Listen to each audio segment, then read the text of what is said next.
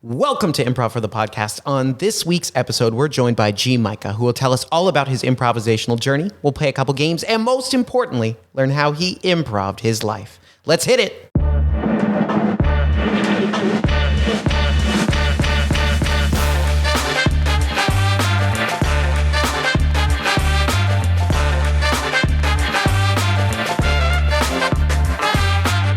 Welcome to Improv for the podcast. I'm your host, Michael Lee Evans, and today we are joined by the incredibly talented man of many numbers, writer of sketches, eater of mixed vegetables, Micah. Micah, how you doing this evening? I'm doing great. A little bit tired, but got some caffeine in me, and just thanks for having me on and having me out here. Well, I'm really glad to have you here. Thank you so much for coming on the show. You said you have caffeine in you. What is your preferred way to consume caffeine?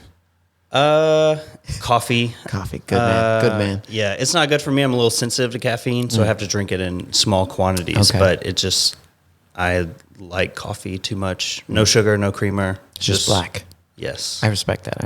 I do the same. I don't always drink it black, but every now and then it's like, this is the way it should be.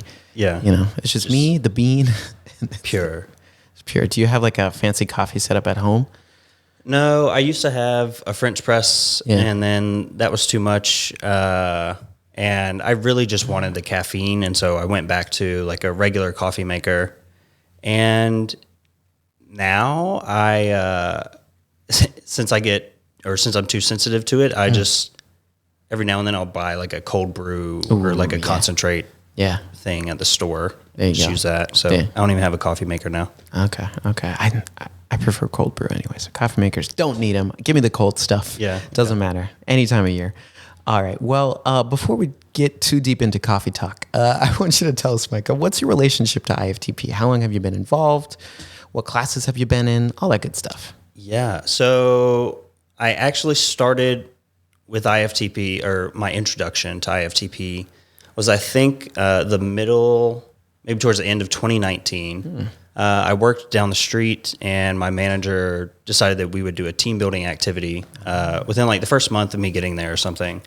And it happened to be improv. And Matt led us in like a 4-person like improv workshop. And after that, I was like, this is kind of fun. Like, I can do this more. And so I think I finally signed up for classes in like December 2019, maybe January 2020.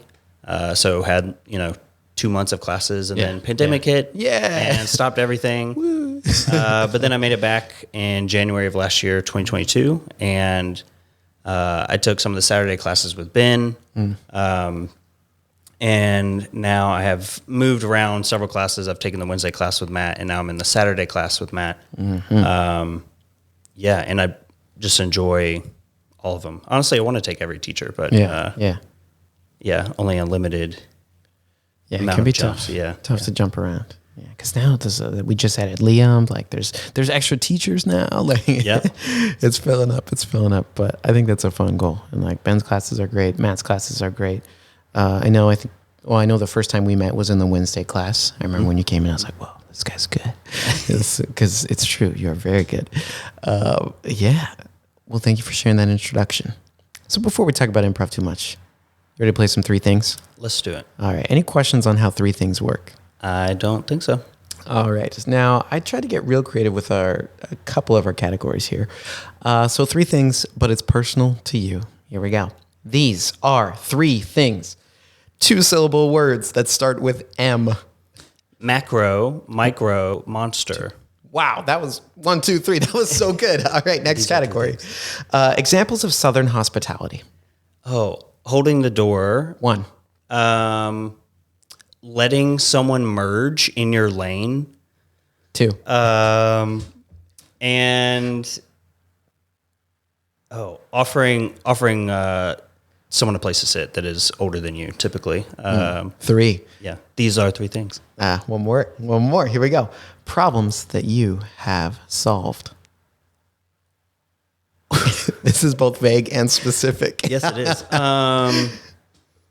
The project workflow for my engineering team. 1.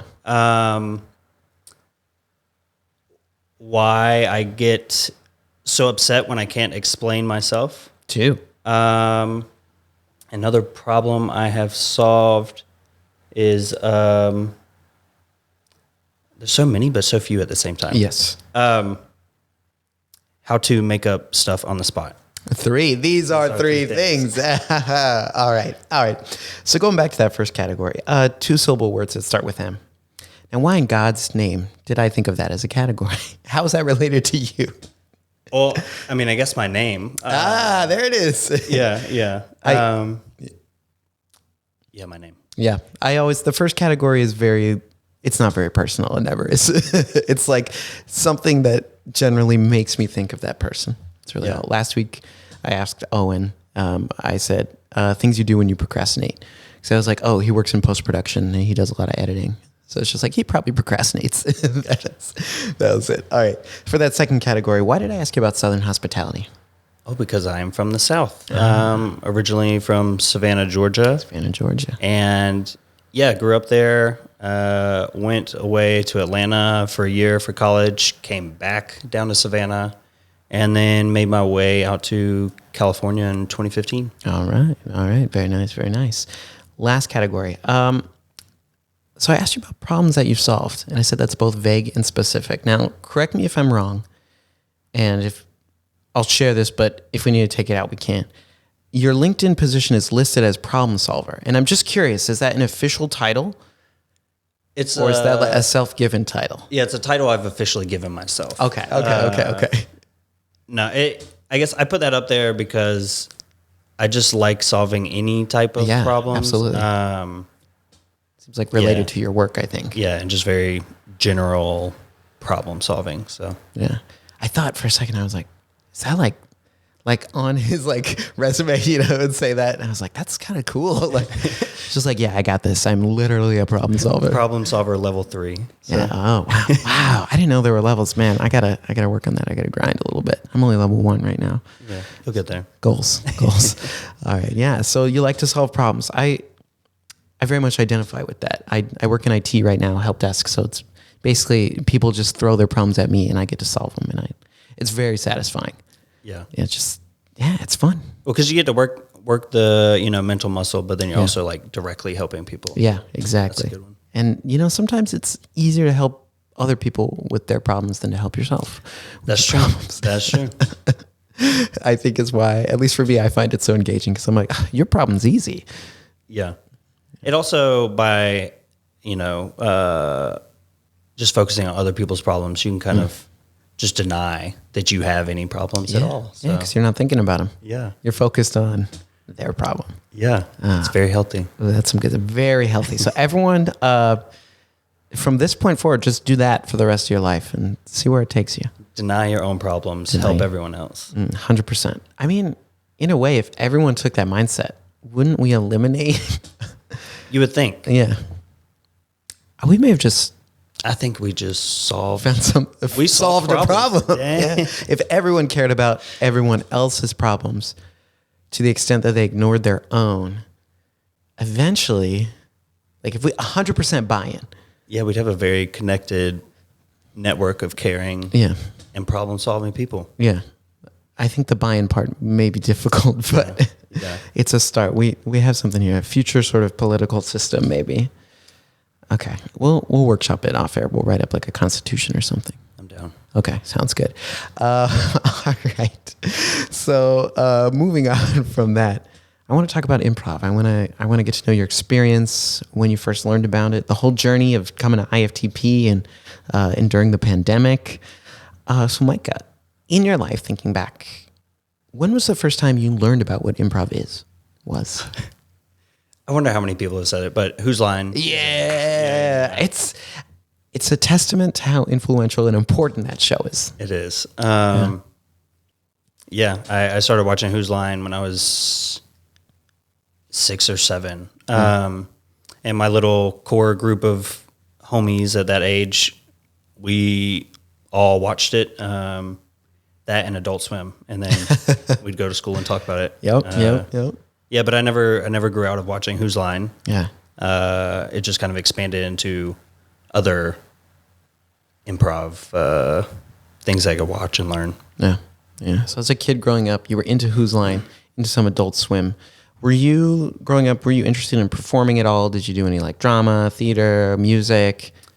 In 4th and 5th grade, I did chorus for a little bit. Nice. And both years I dropped out like halfway through.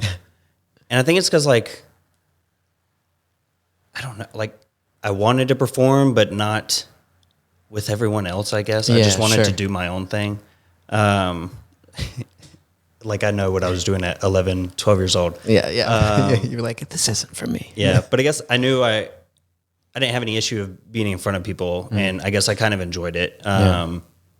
But yeah, I never really thought about, I want to be a performer or, out in LA, like I want to be an actor or something like that. I was very, very much taught and I guess brought up with like, do what's practical. So I was always focused on math, science, the typical academic studies, I guess. Wait, improv isn't practical?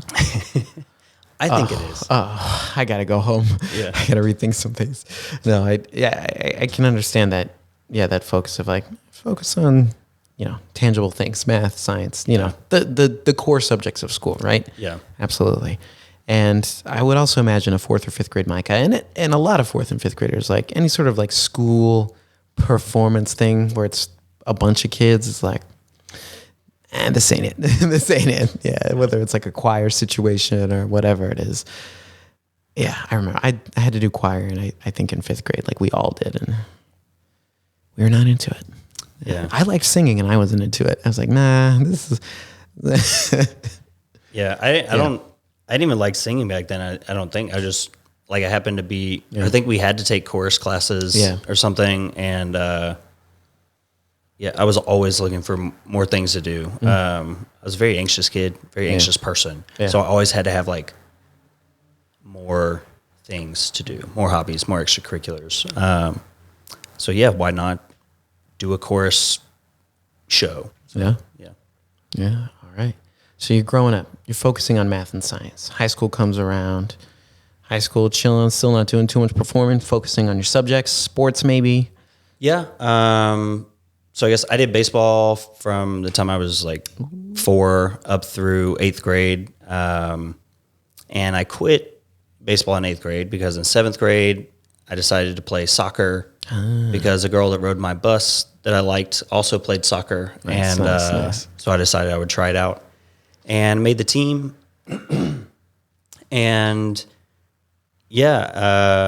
I really enjoyed it. And the next year I played baseball and just felt like kind of too slow for me at that point. So I switched to soccer. Sure. Big difference. And stuck with that throughout high school and then through college. I didn't play like a D1 team or anything, but just playing pickup and intramurals and all that. Yeah.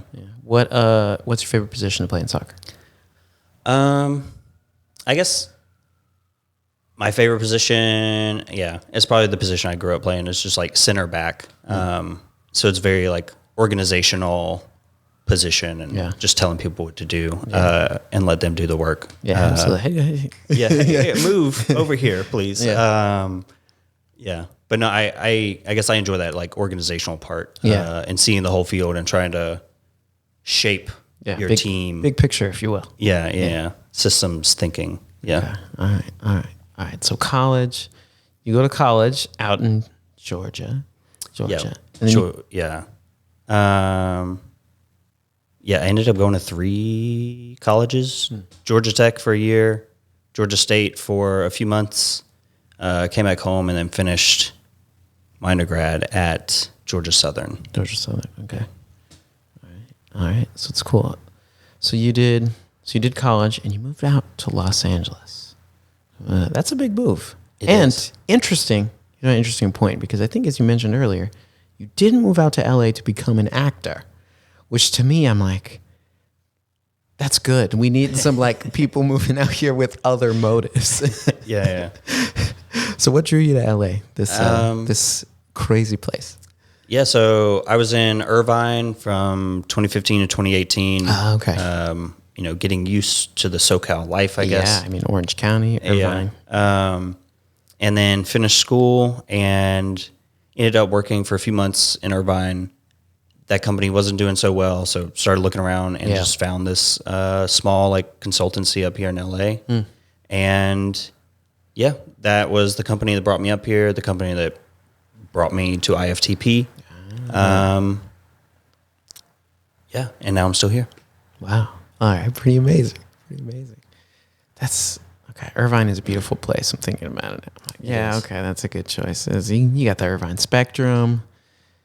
That's all I can think of right now. But just Irvine. The area around because I was on campus at UCI. So UCI. Just the area around there is very nice. There's some nice kind of small hiking trails, a few miles, maybe just a mile off campus. Love the area. Yeah, I toured UCI when I was thinking about colleges, but didn't end up going there.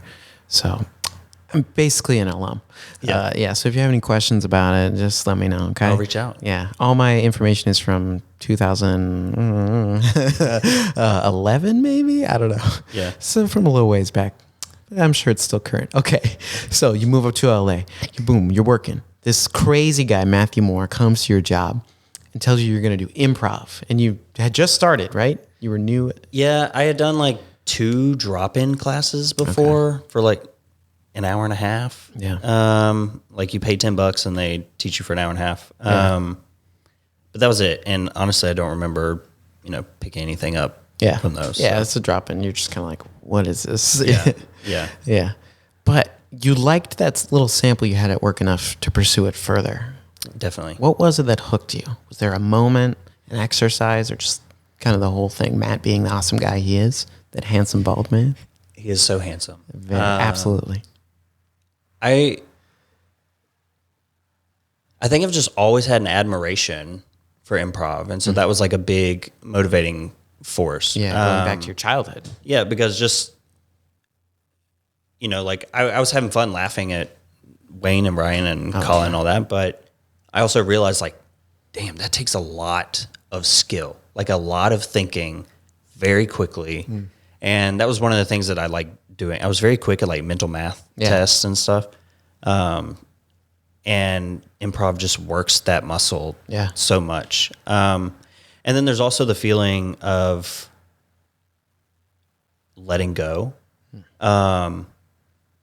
which is pretty exhilarating, not knowing what you're about to say, what you're about to do, what your partner's about to do, and just having pure reactions. And I'm sure, it didn't look so great in the team building exercise, whatever that I did with Matt, but sure, that idea and that kind of mentality of just letting go and just falling into the scene, I guess.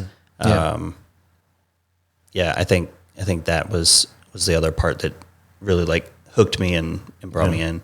Yeah, and I like what you said about the idea of quick mental math and kind of seeing how that skill can translate into something else in another area, which I've never thought about that. But now it's time to work on your times tables. Absolutely. 10 times 10, 100. Nailed it. Nailed it. Okay.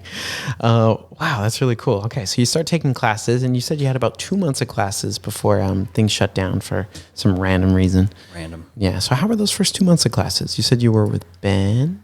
Yeah, I think I was with Ben those first 2 months. It was good. It definitely allowed me to just kind of open up more and break down, my ego a little bit and break down the barriers that you have of it's improv. I don't know these people. Do I want to stand up in front of them? I don't know what I'm going to do. Yeah. And so just being in there for 2 months, I would say that's one of the biggest things that I picked up.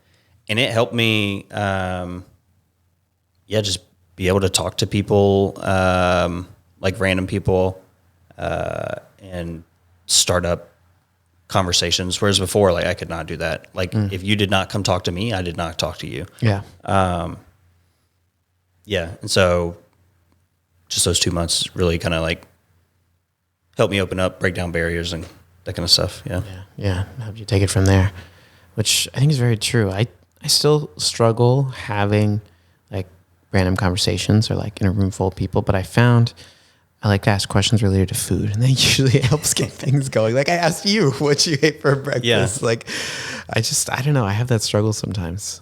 I had a job interview once where I asked, like, their team was interviewing me, and I was like, oh, okay. I was like, if you could get rid of one food, like remove it from the face of the earth, what would it be? And that helped. I got the job. So yeah, nice. No, I mean, but that's improv, baby. And that's a good like little go-to trick. I feel like to get people started. Yeah, and from there, whatever their answer is, you can find something to react to usually. Yeah, 100%, 100%. And it makes things easier. And I imagine, just in any sort of like work environment where you need to work as a team, like it can be helpful to, you got to do business, you got to be serious at times, but to help keep things loose too, it makes you more approachable as a coworker.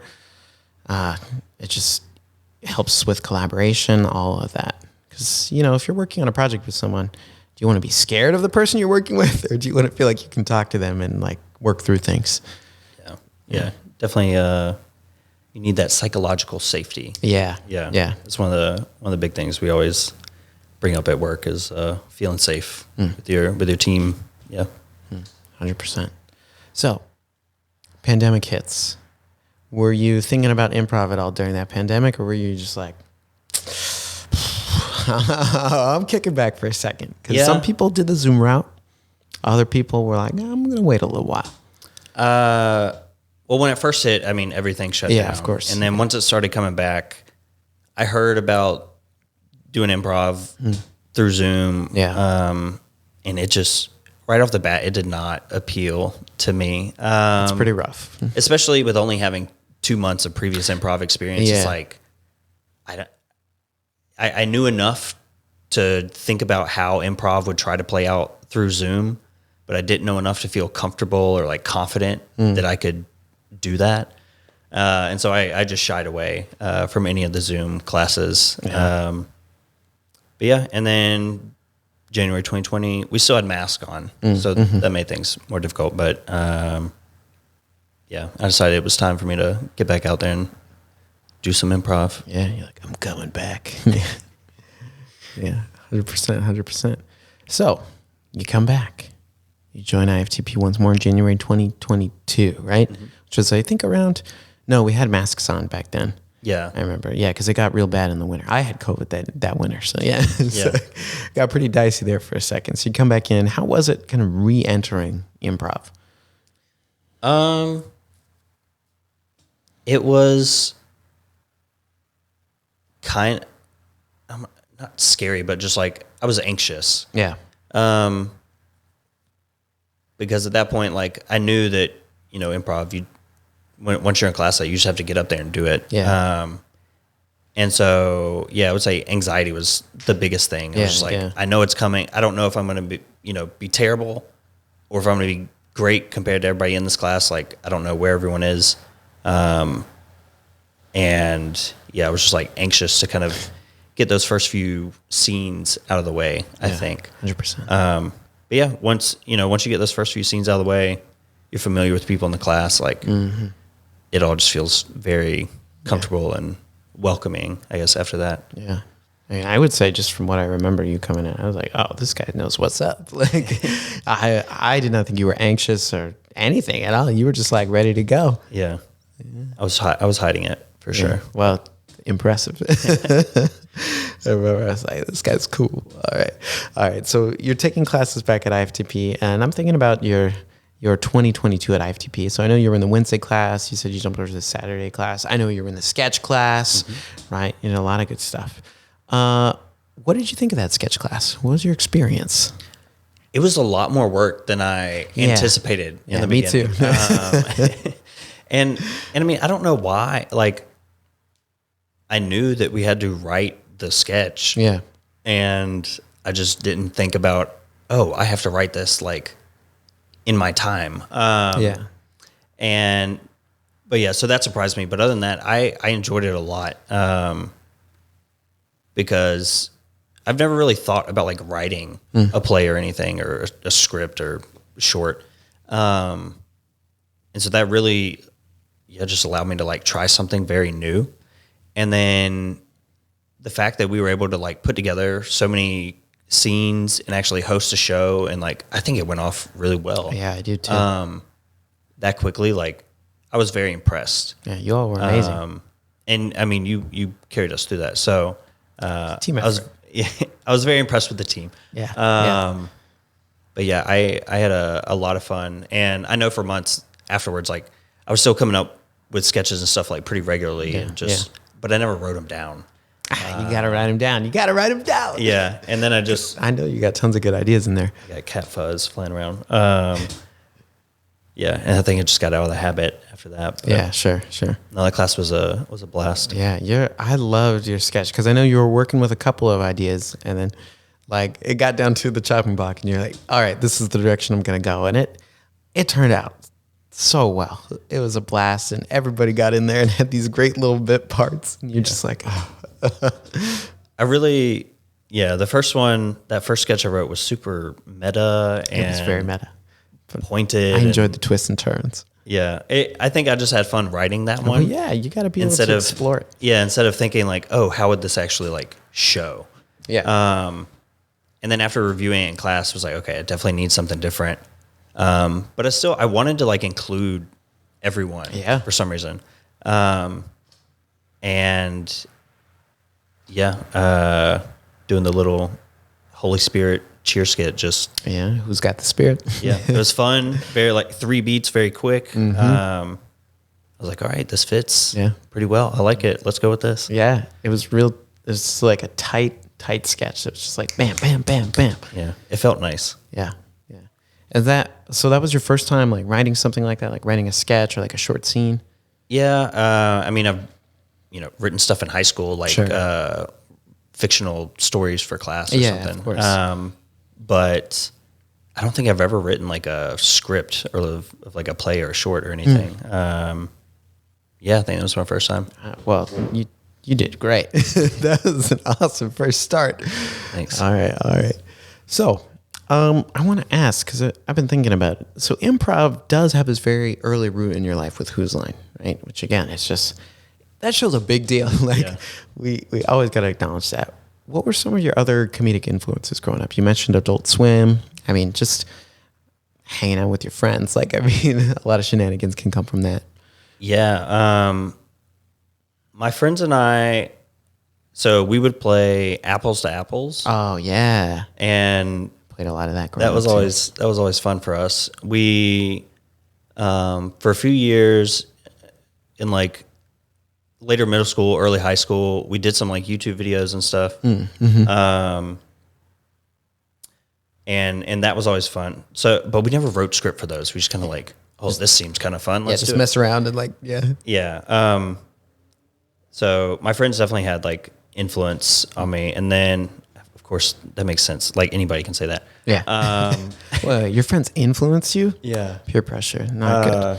But other comedians, Jeff Foxworthy. Yeah, Jeff Foxworthy. My dad loved him. Are you smarter than a fifth grader? Yeah. And we had like little cassettes that he would play in the car when I was younger. Yeah. I remember the name Dane Cook, but I don't want to claim that as a Stream influence. Magic. Yeah. I think early YouTube days too. Like it's definitely like stuff of his going around. Yeah. Yeah. The early Kevin Hart, I remember that. My friend and I, we referenced that all the time for years. Yeah. Dimitri Martin. Oh yeah. Yeah. Reggie Watts. Mm-hmm. Trying to remember if there are any like just kind of off the wall comedians that really stood out. So a lot of stand up for you.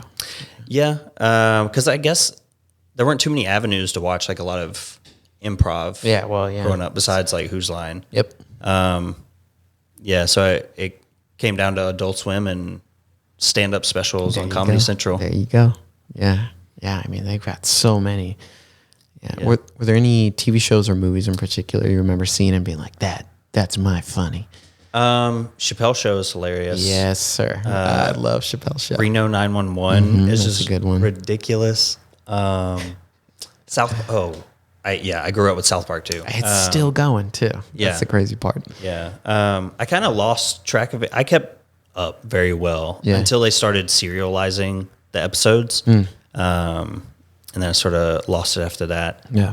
But yeah, so South Park was a big influence. Movies, Kung Pao, Enter the Fist. That's a good movie. I like that movie. Is my favorite movie of all time. I've seen it like 30-something times probably. Ridiculous. Yeah, so that's a big influence too. All right, these are all good choices, Micah. I appreciate them. I'm like, oh man, I want to go back and watch Chappelle's Show, but and Reno 911 too. Got to get on that. Do you think, like thinking back to all those things you enjoyed watching growing up, and maybe still enjoy watching now, right? Do they have an influence to the work that you do in class today, or how you approach your work with improv, or when you did sketch? I feel like some of maybe the mannerisms I get into in characters, I borrow from, I don't know, really, I guess, like I don't have any specific characters from like Chappelle's Show, but I feel like I try to take some of his actions, I guess, or style, and try to act funny like him, I guess. Try to mimic my funny off of that. And then I don't get to do this in class too much, but back to Whose Line? Wayne Brady doing his just like off the cuff songs. Yes. I love doing that. And so I do that at the house. I do it in the car. Whether I have music, I don't have music, I just like making up random stuff and singing about it.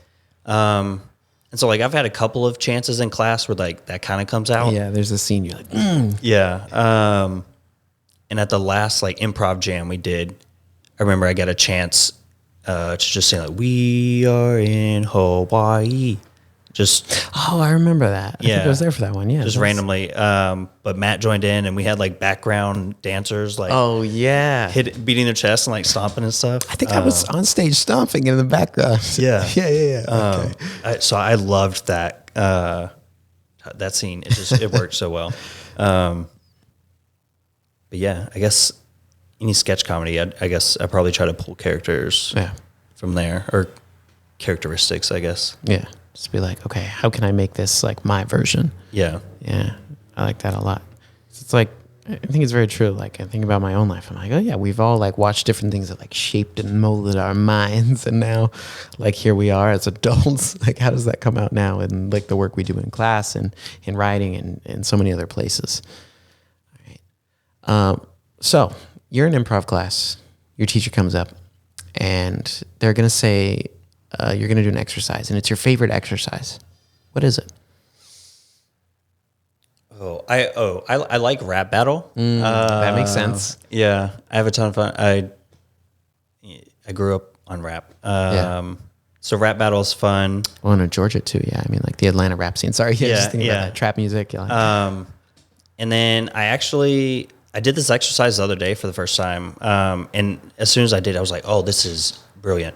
But it's like A to C. And I guess we did it with like a 1-word suggestion. Oh, yeah. So somebody just goes purple, right? And then everybody in the class has to think of a kind of A to C jump. And so it's like, okay, grapes. And then from grapes, it's like, okay, I'm a farmer picking grapes. And like, that's how you can start a scene. Yeah, it gives you a little more to work with. Yeah, or purple, and then it's like Prince, and then you can be like, oh, I'm at a concert or something like that. Yeah. And I just thought that was a fun, like simple, effective exercise. But other than that, I really like doing the Armandos in class. I love Armandos. I'd be interested in doing them like in a longer form. Yeah, I agree. But just doing them in class is a ton of fun. I think we hit them pretty well. Yeah. So those are probably my favorites. I haven't got to do one since we did it at camp. Oh yeah. Oh man, and we did a bunch of them. Yeah. I did. I got to do like part of the class on that one, and it was fun, just like doing them over and over and over again. It's such a tight format. I like the little monologues too. Yeah, that was definitely something that takes some practice. I feel like, and I guess it helps if you have experience and you've thought of like some of these topics before. Yeah. Because I realized some of the monologues I give, it's like, okay, I can fill the time. I can tell a story. It's not a fun story. It doesn't bring in a bunch of characters. I know there's been a few times where I tell a story and I'm like, yeah, I went to this thing and I was just by myself. And I was just, it was pretty, boring or sad or depressing. And it's like, all right, well, now my teammates have nothing to really play off of. Like that's pretty difficult. Yeah.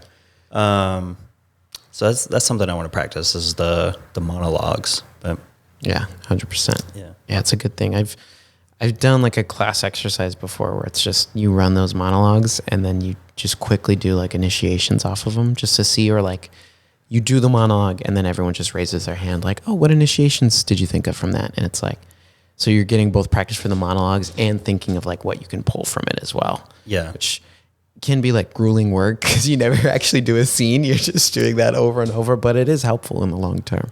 Yeah. So maybe that's something IFTP teachers out there, if you're interested in doing on-the-spot monologues and premise generation, there you go. Some ideas. All right. Now I'm going to flip that question on you. Your teacher gets up. We're doing blank exercise. Your day is ruined. What's that exercise? It used to be the song circle. Hotspot. Yeah. But I have now, because of IFTP, I have memorized enough songs or like parts of songs that I feel comfortable going into the circle and playing that game. Yeah. But it is very difficult for me. Yeah.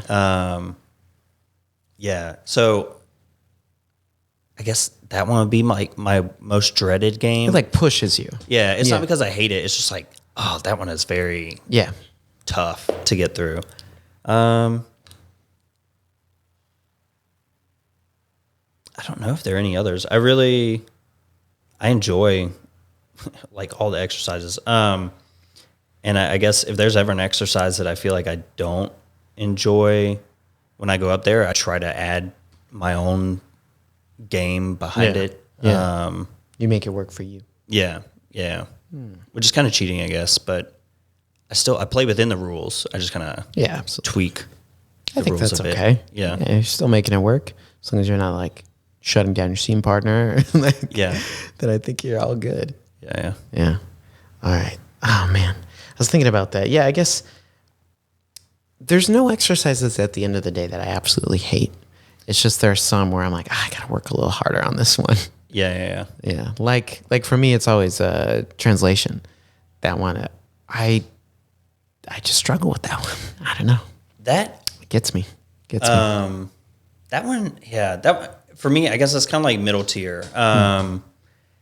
It's fun. A tier ranking right now. Yeah, it's fun, but it's like exercises. Being the person making up the language is so. I feel like it is kind of difficult because I'm trying to think like, all right, I actually want to sound French or Japanese, or we had Hungarian at the show the other night. I am not sure. Or I guess that was the 10 p.m. show. Okay, yeah. And it's like I'm trying so hard to make it sound like a real language. But then I realized it was like nobody cares. It doesn't matter if it's a real language. Like just focus on the emotional and like physical communication part, and then just whatever comes out of your mouth comes out. Yeah. But while we were talking about this, we did do an exercise in class the other day that was like, this is not for me. One person, it was a 2-person scene. One person had to do their scene, but they had to throw in a bunch of like old maxims or sayings. And then the scene partner has to react as if the saying is literal. And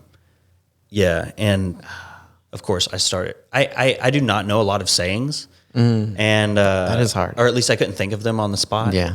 And of course I started with, my nipples are hard as diamonds. And so the opening scene is that's the first line. Yeah, Tigran coming over, checking out my nips. So. Indeed they are. Yeah. Not even like just early bird gets the worm. Like just straight up, you went right to that.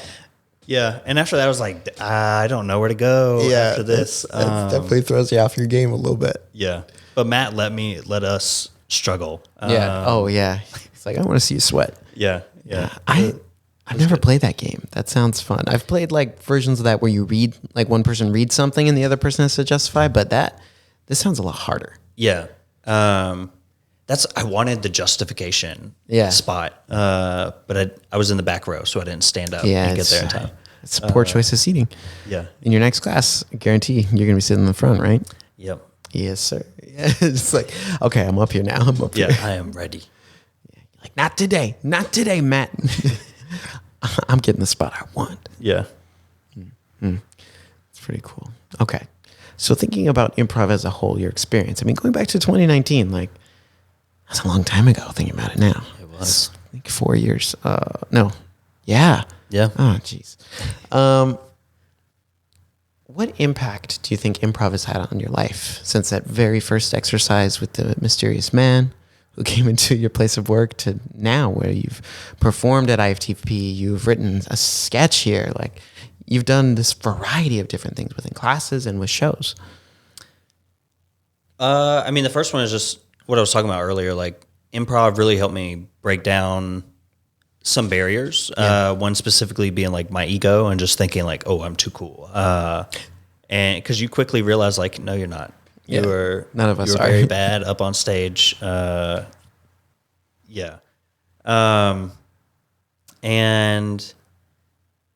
improv also, it helped me, even though it broke down my ego, it helped me get my confidence back. Because I guess I had this, here we go. Let's get therapeutic. Yeah, let's go. Honestly, I guess I had this like false wall of security up, or confidence. So improv broke that down, but then it also allowed me to build up a real sense of confidence and like an actual foundation. Good job, Dr. Michael. So I always get him to break. Yeah. But other than that, improv has just like give me an outlet to be creative. Yeah. I've tried like drawing before and that lasts for a couple of weeks and it's like, nah. Yeah. Music, I'm just not musically inclined. I guess I've never really tried it. And when I did in chorus, I was going to say fourth and fifth grade, right? I quit very abruptly. Yeah. So improv gives me that creative outlet and it allows me to also like more therapy, explore my emotions more. Yeah, absolutely. My background is math and science and stuff, and like a lot of emotions in math, right? Work with computers all day, so like most of the time I don't need to think about that stuff. It's just very analytical. It's very here's a problem, let me solve it. But improv allows me and pushes me to kind of really think about my emotions because I can't just go into a scene at the same emotional level, the same emotion every time. No way. And so I have to really feel things and think back on like, all right, what made me feel like this? How can I feel like this in character? All that kind of stuff. So it really like pushes me in those kind of like emotional directions. And I feel like that's been a big help. Yeah. Yeah.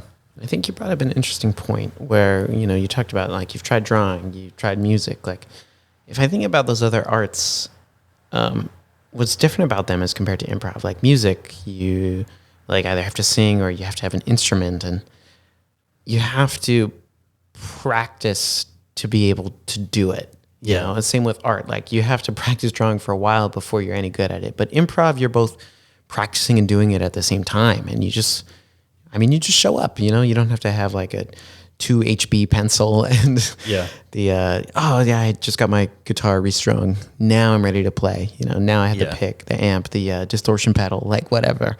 You just show up. Yeah. And I've been trying to think like, okay, when I do have free time, are there any other hobbies I want to pick up? And like, I've thought about trying to do some more music stuff. Yeah. But then the question comes up, it's like, all right, what is my goal with that? Like, am I just doing it for fun? Is there some, goal I'm trying to reach? Yeah. Even if it's kind of arbitrary, just like set myself. But I feel like if I go into music, the only goal I would really want to achieve is like be able to play jazz. Ooh. And that's because it's more free flow. Yeah. Like It's the improv of music. Yeah.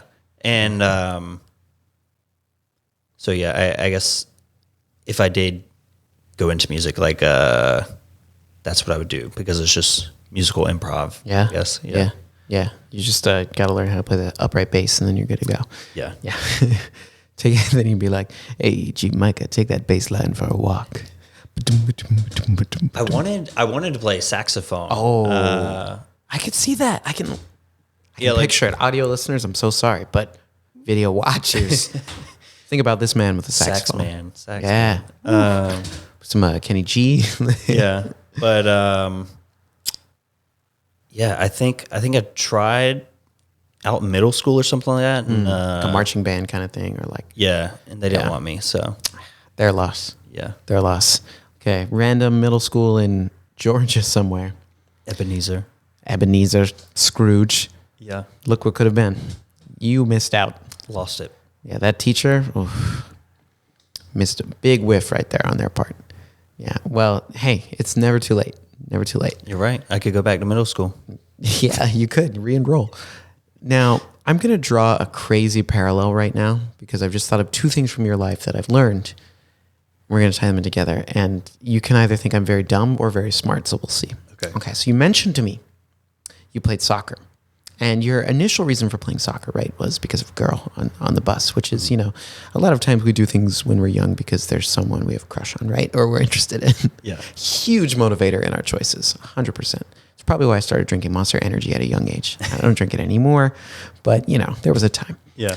Anyway, soccer I've always thought of, and I think is not just me thinking that, like the sentiment is that it's like one of the simplest sports to like, anybody can pick it up and be like, you just need a ball and like somewhere to kick that ball into, Other sports, like something like lacrosse is like the barrier to entry is insane.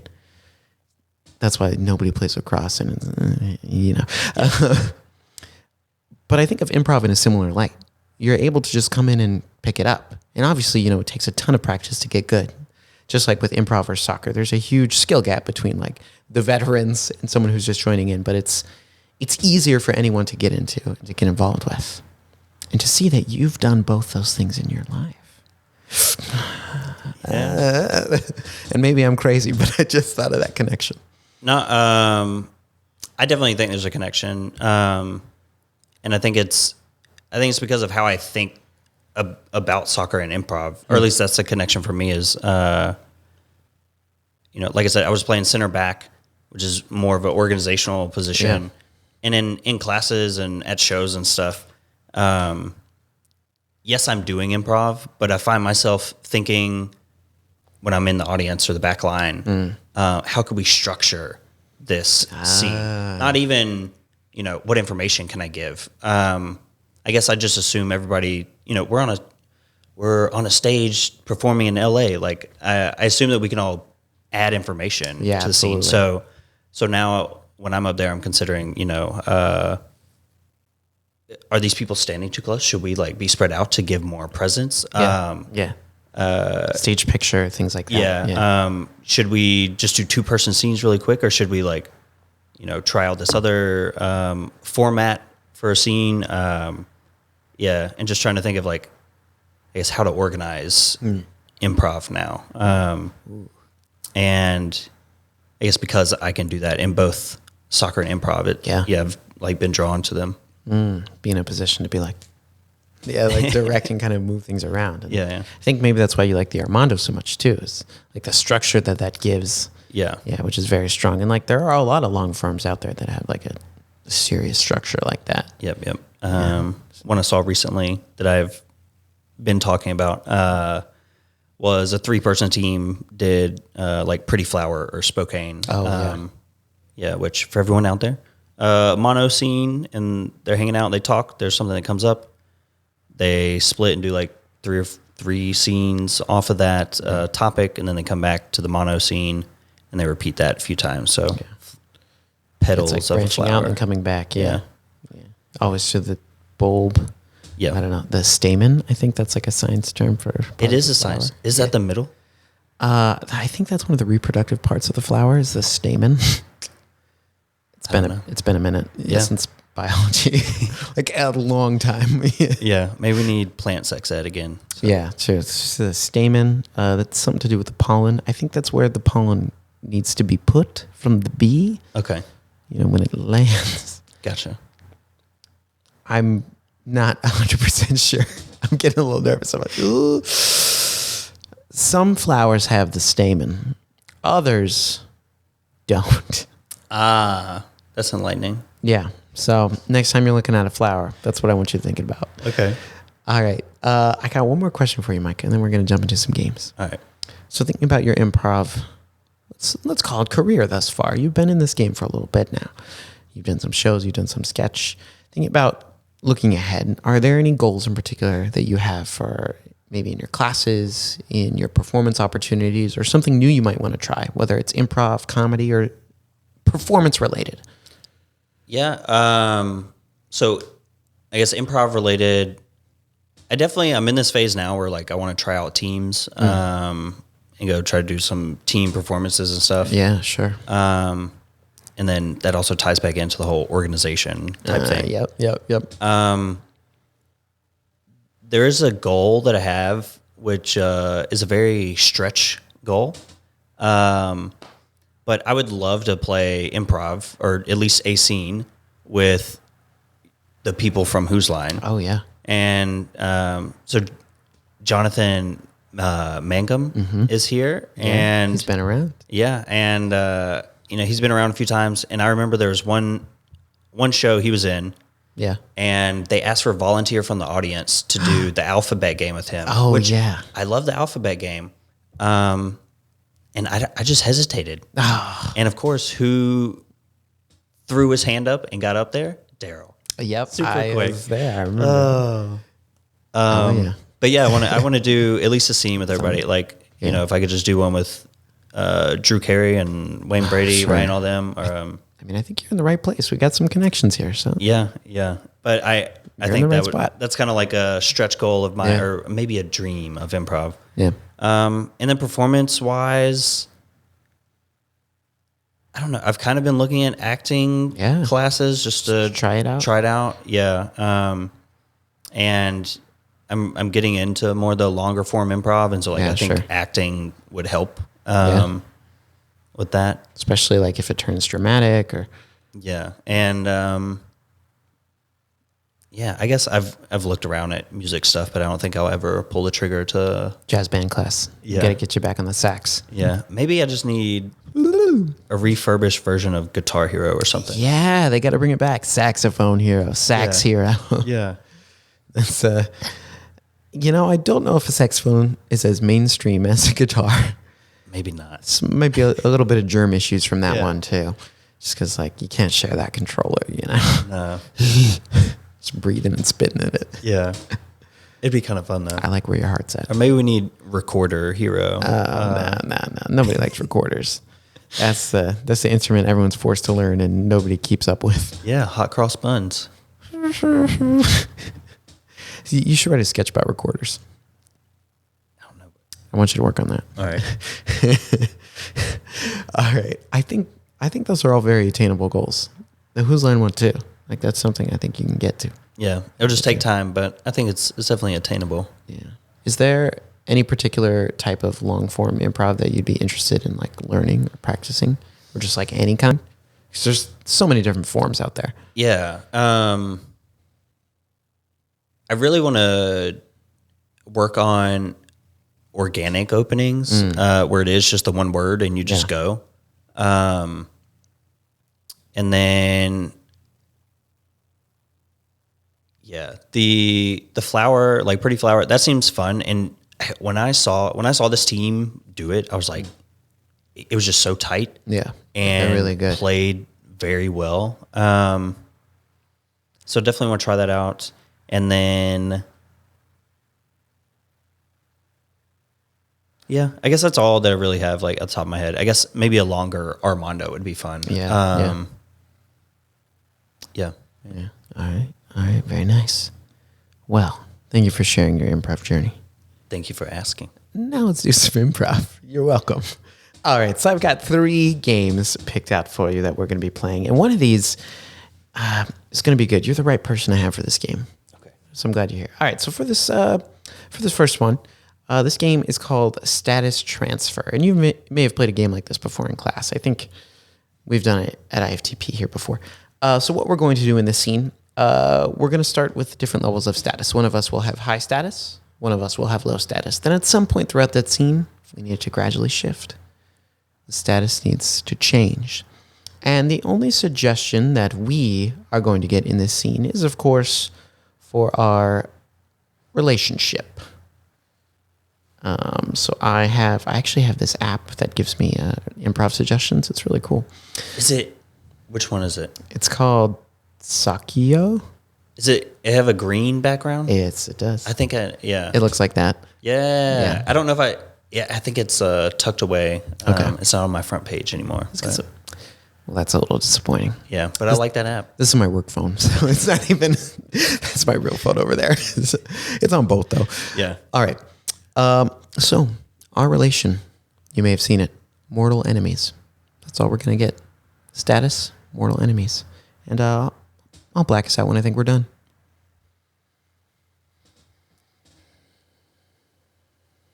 You thought it was wise to show up here?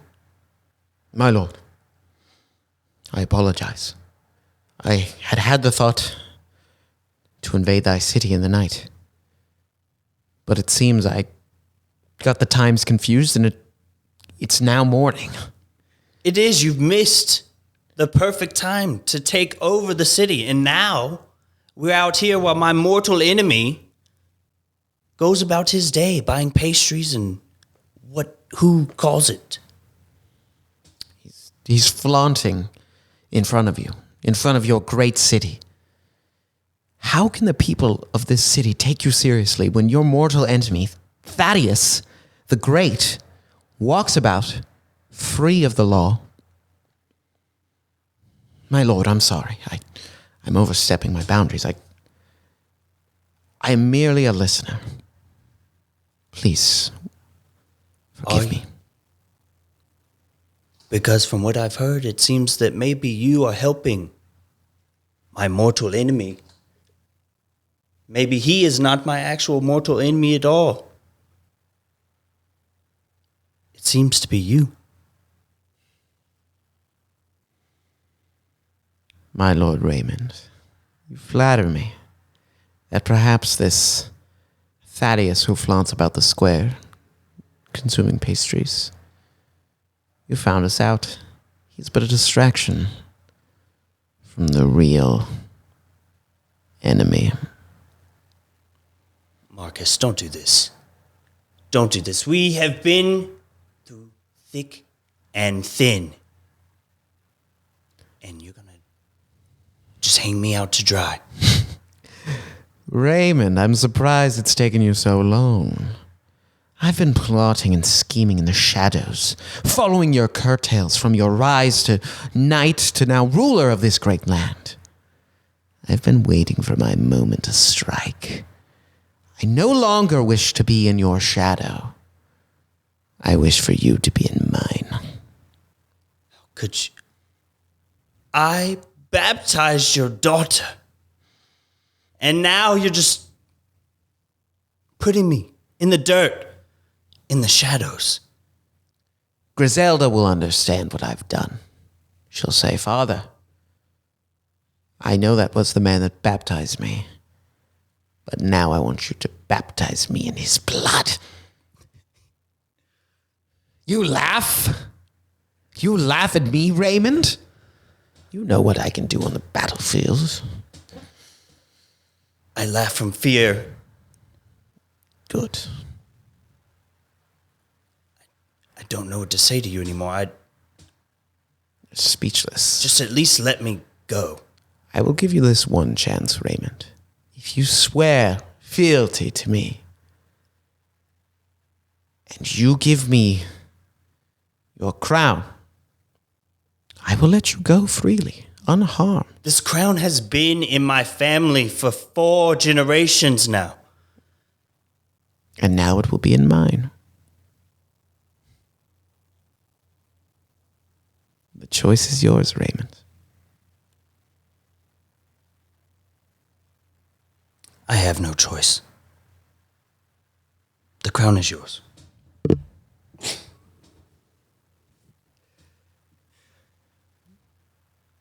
I've always wanted this.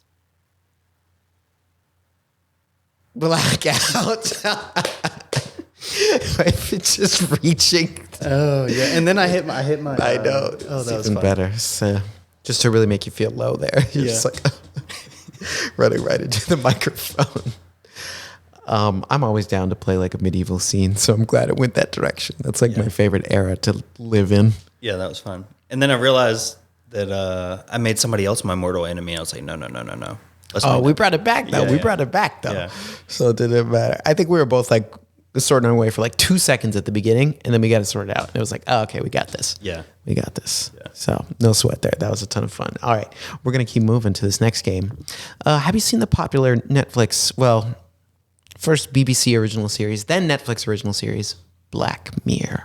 I have. Excellent. So this game is called Black Mirror. And in this game, can you tell me what's a piece of technology you enjoy?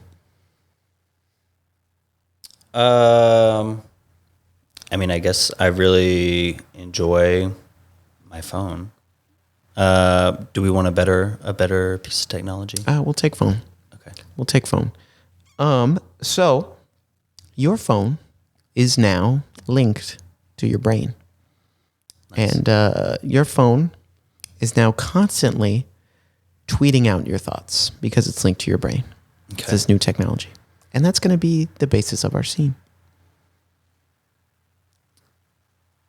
I'll black us out when we're done. My phone is tweeting out my thoughts. Yes. This is an issue. I mean, I don't want to say it. I think you have to. Trevor, I think you're an idiot. If you're... Yeah, no. I just tweeted, I think I'm an idiot too. Oh my gosh. Damn. Like, I know you don't have that many followers right now, but your account's going to blow up. But if it blows up, then we can't have that many followers. It's not... Oh, like It'll blow up in followers. Oh my gosh. Yeah. People are going to be reading these tweets. Your life is going to have no privacy. Yeah. It seems that I'm thinking, damn, that's bad, bro. What were you thinking when you got the chip? To connect it to your phone, man. I wasn't thinking. Twitter is an excellent service, and you should not think before you use it. Oh my gosh. I just like, even as your friend, it kind of makes me like, feel like I should like check Twitter to see like what you're really thinking about me. I'm kind of feeling a little self-conscious here. I mean, you can check it. No, you're my friend. Okay, that's good. I'm going to trust you. I'm not going to look at it. There's no need. Look, I need to turn this off because it's just distracting me. And even though all my thoughts are out there in the world, I can't think about it. I can't let it get to me. Yeah. I mean, you volunteered for this. I did. I thought you knew what you were signing up for. Well, when they said to the world, who thinks it's the world? I mean, fair. I think, you have 15 followers right now? Exactly. Yeah. My world was small. Yeah. That's fair. I'm up to 21 now.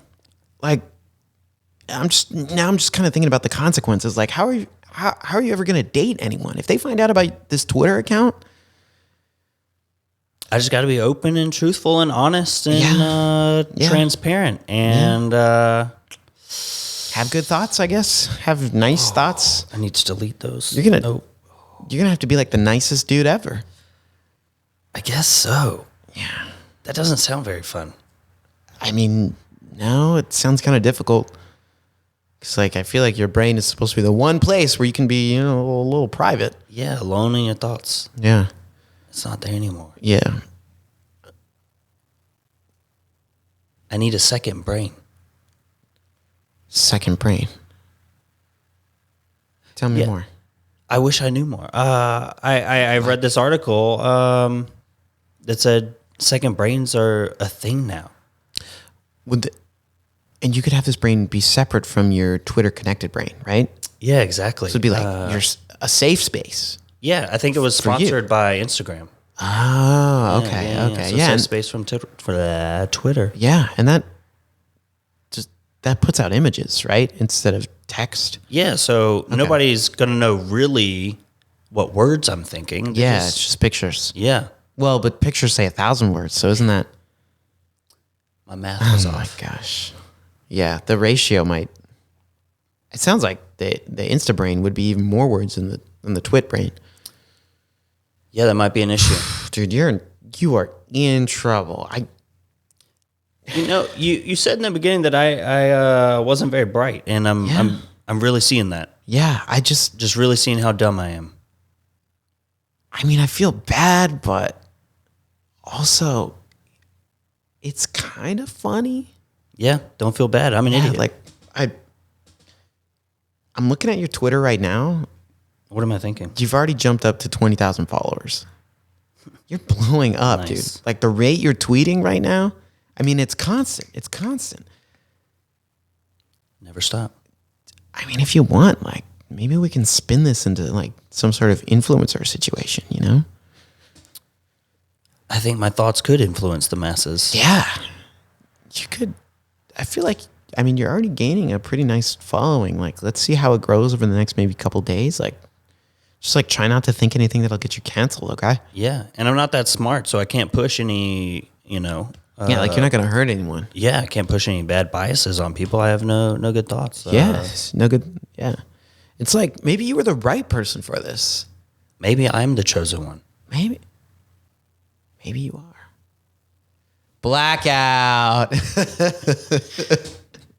I like being the chosen one. Cool.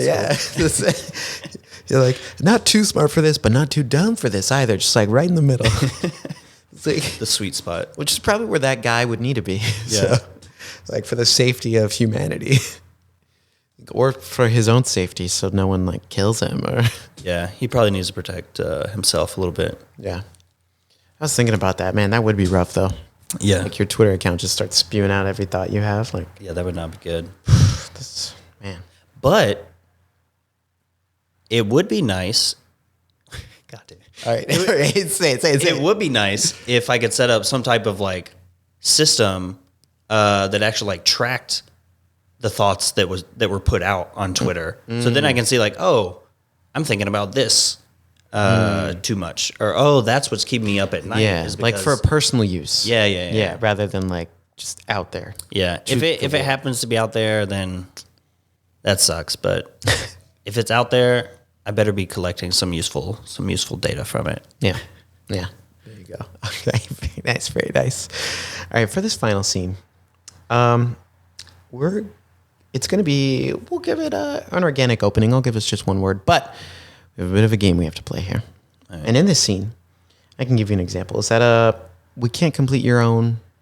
sentence. Yeah. Thought. So we're going to be completing one another's sentences. So kind of how this works is that I'll say a line like, I'm starting to think that, and then you'd finish it, but then also kind of give me the trail end of a next line. And not that every line has to end in an incomplete sentence, but there needs to be a decent back and forth. Yeah. Decent okay. chuckle. So definitely not one long continuous sentence. Yeah. Okay, cool. All right. And I'll get us a one-word suggestion. Hot dogs. Oh, I am just ready to get out of this ballpark. It is packed in here. Absolutely. Who knew you could spend 6+ hours inside a Chuck E. Cheese? This has been delightful. I forgot that we were supposed to be going to get groceries. Yeah, no, I did too. It's crazy. So crazy that we can't even get out of this ballpark in time. I'm pretty sure the grocery store is closed. Yeah, I think we missed our chance, but this could be good for us starting our new routine. We now is our chance to actually start using the HelloFresh groceries that we're getting. We can actually cook. And instead of letting them go to waste, eat those meals. Yeah. I mean, the amount of promo codes we've gotten from podcasts to get those has been just crazy. Honestly, it's a little annoying how much the HelloFresh ads come in. And I just, I'm ready to try it out. Let's try doing this every week. Yeah. We can make this a thing.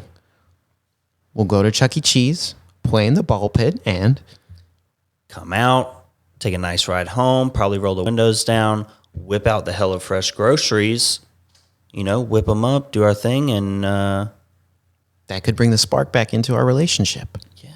Into our marriage. It's something we've been needing for a while now. It's I've been kind of holding that down. Yeah.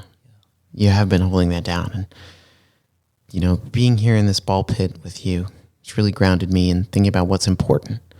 Thinking about everything. All these different colored balls just lying around. Are they clean? Are they dirty? Do I care? Does it love me? They're just balls all around you. Balls. All these balls. So many balls and distractions. We need to focus on us. Being here makes me remember that we can still have fun together. It doesn't just have to be us with a group of children in a ball pit. And it's okay if we ignore the employee saying, "You're too old to be in there. Get out of that ball pit. Don't lick that ball. Stop eating that ball." Or a child, depending on the day. Blackout. Oh, that one got weird. Oh, yeah, it definitely got weird. But, in a way, I'm happy for that couple.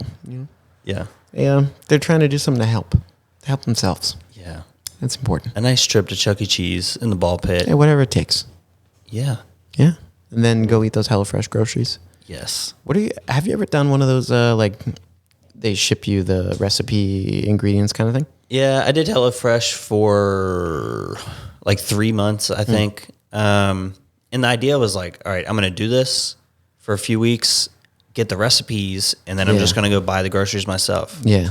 But I didn't realize at the time that I just don't like grocery shopping. Yeah. And so once I stopped HelloFresh, it was oh, now I have to go out to the store. Yeah. Okay. But yeah, I don't like grocery shopping, and that's why my trips are very